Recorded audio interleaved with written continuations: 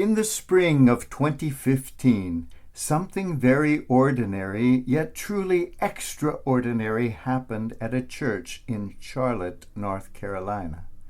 The church is located between a homeless shelter in one direction and the big banks in the other, right in between two very different worlds. Each Sunday morning, as part of their muffin ministry, the church offers breakfast to about 150 people, many of them from the homeless shelter. Now, this is not a Catholic church, but a Methodist church. But Methodists depend upon the generosity of their parishioners just as much as we do. Like us, they have a wonderful team of dedicated volunteers counting the Sunday collection. Like us, as they open each offertory envelope, they hope and pray for enough to pay the church's bills. But on this particular Sunday, they came across an envelope with a curious message written on it. "Please don't be mad," it read. "I don't have much. I am homeless. God bless." Upon opening the envelope, the money counters found a dime, a nickel, and 3 pennies. A total of 18 cents. The man had given all he had. Far from being mad, far from being disappointed, the pastor and the congregation were very moved.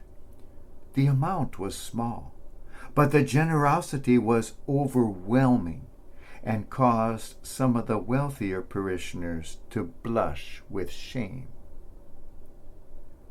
We may well be reminded of the words of cartoonist Scott Adams. There is no such thing as a small act of kindness. Every act creates a ripple with no logical end. The homeless man saw a need, and he recognized the need precisely because he himself knew need. That is how compassion works. Rather than pitying himself, he extended his pity to others and opened his heart as far as it would go. It is when we have known hunger ourselves that we are moved to pity at the plight of the hungry. It is those who have been sick themselves who make the best nurses. It is the oppressed who are moved to help the oppressed. Suffering opens our eyes. Pity opens our hearts. That same summer, we also saw horrific things happen to other churches in the South. After the appalling massacre of worshipers at the Charleston church, no fewer than 8 other African American churches were burned in those weeks. Hate is very much alive and well right in our own country. The flag of hatred and bigotry may have finally been taken down, but it still flies high in the hearts of many small-minded individuals who are more to be pitied than perhaps anyone else. It may come as a surprise to learn who came to the assistance of these congregations whose churches were burned down. With all my heart, I wish I could say it was the U.S. Catholic leadership. It was not. The priorities of those good men seemed to lie elsewhere entirely. No, it was the Muslim community, which launched a Respond with Love campaign, collecting funds to help rebuild the Christian churches destroyed by hate. As they posted on their website, All houses of worship are sanctuaries, a place where all should feel safe, a place where we can seek refuge when the world is too much to bear. There has not been anywhere near the amount of resources needed to rebuild these churches. The time is now. Let's unite to help our sisters and brothers in faith. This from the Muslim community. Surprising? I have personally seen the very same thing happen in other countries I have visited.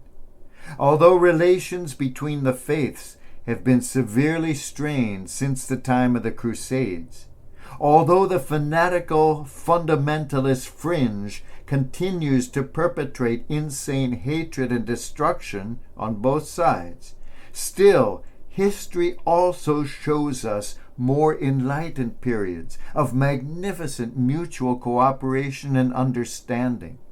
These magical moments are generally fueled by one thing: the compassion felt when one group of people, any group of people, recognizes its own suffering in the sufferings of others. No two people's pain is exactly alike, and yet we have all experienced pain. We have all experienced hardship. We have all experienced oppression in one form or another. That shared experience binds us all together as human beings as nothing else can. And all our perceived differences fade away. No longer are we Catholic or Jew, Muslim or Protestant or anything in between.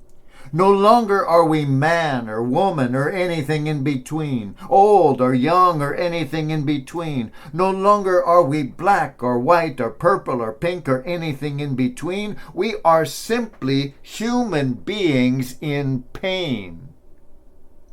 As a wise imam wrote, urgently pleading for his people to help the Christian churches in need, we cannot claim to have experienced anything close to the systematic and institutionalized racism and racist violence that has been visited upon African Americans. We do, however, understand the climate of racially inspired hate and bigotry that has been reignited in this country. We want to let our African American brothers and sisters know that we stand in solidarity with them through this dark hour. How I wish some American Catholic leader had written these inspiring and timely words.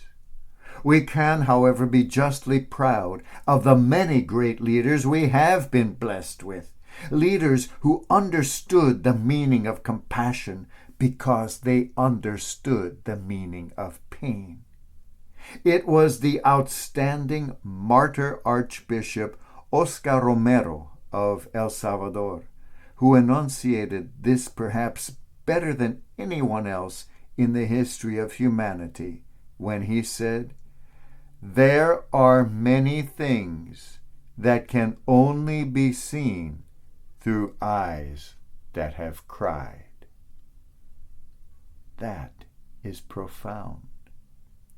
When we hear that the Christ was moved with pity, let us remember that his eyes were seeing the people's pain because those eyes themselves had wept. Let us remember that his was a heart that had known pain and trouble and persecution from the moment of his birth. A heart that could be moved to compassion because it would be broken on the cross. His heart was moved with pity for them, we are told, and he began to teach them many things. Things like weeping for a burned down church of a different faith. Things like reaching out a helping hand across silly boundaries we foolishly feel forbidden to cross. Things like retiring the flags of hatred from communities and from hearts. Things like not hesitating to share our last 18 cents. And the many, many other things that can only be seen through eyes that have cried.